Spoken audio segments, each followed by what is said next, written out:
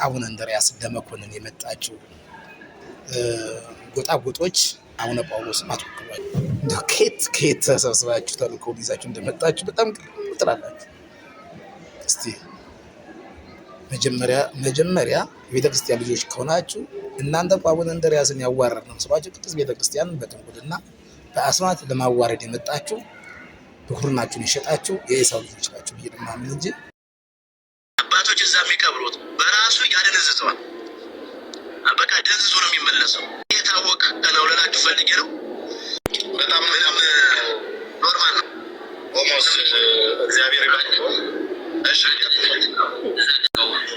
ፋሪስ አንድ ነገር የኔ ጥያቄ ምን አለ መሰለህ፣ በቤተ ክርስቲያን ላይ አባ ጳውሎስ በነበሩበት ጊዜ አባ ጳውሎስ በቅዳሴ ውስጥ ገብተው ቤተ መቅደስ ውስጥ ገብተው ቅዳሴ እየቀደሱ በነበሩበት ጊዜ ቀዘናቸው እንዲለቁ ተደርጓል እና ይህንን ያደረጋቸው ብፁዕ አቡነ እንድርያስ ናቸው ይባላል። እና ይህንን ነገር ታውቀዋለህ? ይህንን በብዙ መምህራን ወይም ደግሞ መርጌታዎችን ሲናገሩ ሰማለሁ። አባ ጳውሎስ ደግሞ የራሳቸው የሆነ አቃቤ እንትን ነበራቸው ይባላል። በኋላ ነው ይህንን ከተደረገ በኋላ ይህንን ተደርጓል አቃቤ እሳቸው የሚጠብቅ ተደርጎ ነበር። እና ይህ ነገር ምን ያህል እውነት ነው? ታውቀዋለህ? ይህንን ነገር ምናልባት እውነት ነው አውቀዋለሁ። ምክንያቱም መጀመሪያ ላይ እንደመጡ ሰውየው ያው እንግዲህ አሁን ነው ማለት ባይቻልም የዳኑ እንደሆኑ ይታወቃል። ምክንያቱም እናውቃቸዋለን በደንብ በቅርበት እኔም ስለማውቃቸው ሰውየው ለወንጌል ያላቸው ይህን ሁሉ ቴዎሎጂ የከፈቱት ከወንጌል አንጻር ነው ይታወቃል። እንዴት እንደመጡ እንዴት ጳጳስ እንደሆኑ ከወንጌል አንጻር እንደመጡ ሁላችንም እናውቃለን። እና መጀመሪያ ላይ ለማስተካከል ነበር የሞከሩት ሰውየው ያው መጨረሻ ላይ ግን እነዚህ ሰዎች እንዳለ ውጊያ ነው የገጠሟቸው። በጣም በኃይለኛው ነው የተዋጋቸው። አንዱ አቡነ እንድርያስ ናቸው በዋናነት ይዋጋቸው የነበረው። በዚህ ሰዓት ልክ ነው ይሄ ተደርጎባቸዋል። ከዛ በኋላ ግን በዙሪያቸው ብዙ መርጌቶች እንደነበሩ አውቃለሁ እኔም። ምክንያቱም አስቸጋሪ ስለነበር ማለት ነው። ከቦላ ከሚጠበቁ ነበር። ከዛ በቤተ መቅደስ ባለው ደግሞ የራሳቸው ሰው ደግሞ ይህን አስቀድሞ ገና ጉባኤ ከመዘጋጀቱ በፊት ይህን ስራ እንደሚሰራ ሰው እኔ እንዲማቀር ነበር። እንደዛ ነገር አለ። እውነት ነው። አሁንም እኮ እንደዛ ነው የሚደረገው። አንድ ጳጳስ የሆነ ቦታ ሲሄድ እስቲ አየሩን አጥናው ተብሎ ሌላ መርጌታ ይደረግ እንትን ይባላል። ዝም ብሎ አይሄድም። ምክንያቱም አንዱ ስለሚያጠፋው የሚጠፋፋ ማለት ነው። እውነት ነው። ትክክል ነህ ማለት ነው። አመሰግናለሁ።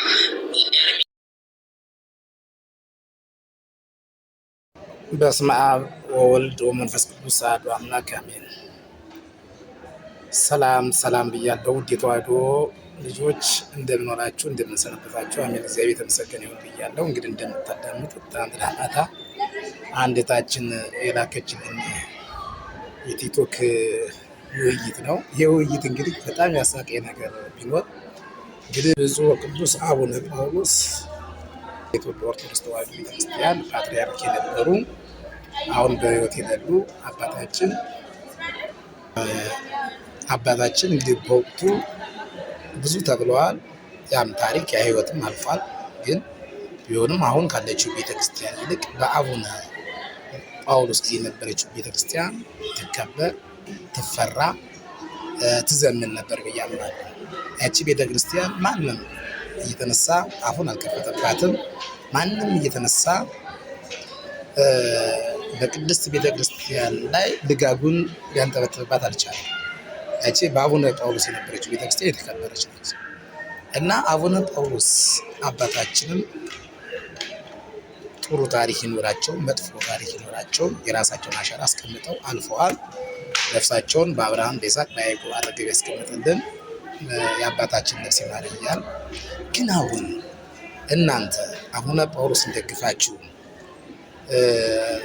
ብፁዕ ቅዱስ አቡነ እንድርያስ ለመኮንን የመጣችሁ ጎጣጎጦች አቡነ ጳውሎስን አትወክሏቸውም። ግን የሞቱትን አባት በሕይወተ ሰላም ያረፉትን አባት ታሪካችሁን ቀስቅሳችሁ በዘረኝነት ለማቆሸሽ ካልሆነ በስተቀር ሌላ የምታመጡት ጥቅም አንዳች ነገር የለም። ብፁዕ ቅዱስ አቡነ እንድርያስ የኢትዮጵያ ኦርቶዶክስ ተዋሕዶ ቤተክርስቲያን የሊቃውንት ጉባኤ ዋና ኃላፊ ሆነው ብፁዕነታቸው መንፈሳዊ አባት ናቸው። ገዳም ገብተው ሱባኤ የሚይዙ በአዲስ አበባ ሀገረ ስብከትም ቤተክርስቲያን ተሾመው ሙስና ያልበሉ ያላሳደዱ የራሴን ዘር ልጥቀም ብለው ዘረኝነትን ያልተከሉ በራሳቸው ዓለም እውነትን እየመሰከሩ ገለልተኛ የሆኑ አሁን ከምንመድባቸው ሆዳም ከሚባሉ ሊቃነ ጳጳሳት ውስጥ የሌሉ እውነተኛ አባት ናቸው። እኒህን አባት አሁን በማንነታቸው በሰፈራቸው ወይም የሆነ አካባቢ የጎንደር ተወላጅ በመሆናቸው ለመተቸትና ለማንቋሸሽና ለማዋረድ ካልሆነ በስተቀር አሁን በአሁኑ ሰዓት አቡነ እንድርያስ የኢትዮጵያ ኦርቶዶክስ ተዋሕዶ ቤተክርስቲያን ፓትርያርክ አይደሉም። በኃላፊነት ደረጃ የተቀመጡ አይደሉም። የቤተክርስቲያን መከታና ዋልታ ካልሆኑ በስተቀር ሌላ ምንም የሚመለከታቸው ነገር የለም። ስለዚህ አሁን እሳቸውን ለመተቸት ገስት ላይ ተሰብስባችሁ አፋችሁን ያልፈታችሁ ዲዳዎች ማንም አትወክሉ። ወድፋችሁ ትቀምጡ ይሻላል። ካላረፋችሁ ግን ከእናንተ በላይ መዘዙ የከፋ ሁሉም የራሱን ካርድ ይመዛል ማለት ነው። ስለዚህ የሞተ ሰው በቁሙ ካለ ሰው ጋር ባታወዳደሩት። ሁሉም የራሳቸው ሁላቸውም የቤተክርስቲያን እንቁ መሪዎች ናቸው። እንቁ ጳጳሳት ናቸው። የየራሳቸው የሚወደዱበት የየራሳቸው የሚከበሩበት ገጸ ባህሪ ያላቸው፣ የሚመዝናቸውም የሚኮንናቸውም እግዚአብሔር ነው። ስለዚህ እናንተ ግን ከየት ተሰብስባችሁ ተልእኮውን ይዛችሁ እንደመጣችሁ በጣም ትላላችሁ። እስቲ መጀመሪያ እናንተ ይህን ሁሉ ልትሉት የቻላችሁ ከምን ተነስታችሁ እንደሆነ በማይገባኝ መልኩ። ስለዚህ ቤተሰቡን በሳቸው ላይ ከተለቀቀው ቪዲዮ አቡነ እንድርያስ ከተለቀቀው ቪዲዮ እንደገና ይህ ትዝታው ሳሙኤል የሚባል ለፍላፊ ተሳዳቢ ከሱ ጋራ ግንኙነት ያላችሁ ትመስላላችሁ እንጂ ለቤተክርስቲያን ተቆርቆራችሁ አይደለም። የቤተክርስቲያን ልጆች ከሆናችሁ እናንተ አቡነ እንድርያስን ያዋረድ ነው ስሏችሁ ቅድስት ቤተክርስቲያንን በትንኩልና በአስማት ለማዋረድ የመጣችሁ ብኩርናችሁን የሸጣችሁ የኤሳው ልጆች ናችሁ ብዬ ማምን እንጂ የቤተክርስቲያን ልጆች አይደላችሁ። የቤተክርስቲያን ልጅማ እንደዛ አይደለም። ስለዚህ ከሆነ አካባቢ ተሰብስባችሁ የጎጥ ሸቀጣችሁ የምታራግፉ መስሏችሁ ከታያችሁ ሌላውን ጎጥ አለ። እናንተ የጎጥ ነገር ስታቀነቅኑ ሌላውን ጎጥ አለ። እናንተ አካባቢያችሁ ልትዋውስጥ ሌላውም አካባቢ አለ። ግን ቤተክርስቲያን አካባቢ ናት። ቤተክርስቲያን ኩለታዊት ናት። የሁሉም ነች። ሁሉንም አቅፋ የምትይዝ ለሁሉም የምትመግብ ሁሉንም የምታቅፍ ቅድስት ቤተክርስቲያንን ከፋፍላችሁ የራሳችሁ አጀንዳ ባታስቀምጡ ጥሩ ነው።